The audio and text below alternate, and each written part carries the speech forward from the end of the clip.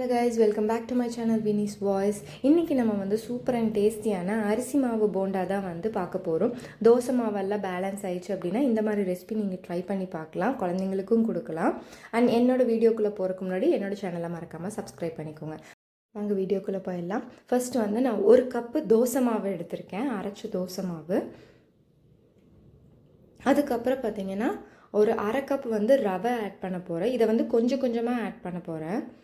அப்புறம் வெங்காயம், 1 வெங்காயம், பெரிய வெங்காயம், பெப்பர், அப்புறம் உப்பு உங்களுக்கு தேவையான அளவு, அப்புறம் க்ரீன் சில்லிஸ் ஒரு 2 எண்ணெய் எடுத்திருக்கேன், அப்புறம் கருவேப்பிலை. இது எல்லாமே நல்லா இந்த மாதிரி கலக்கிக்கோங்க.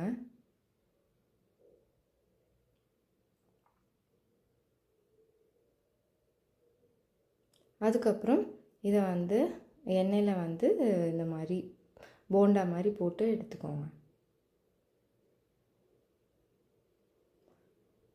அவ்வளோதாங்க வேலை.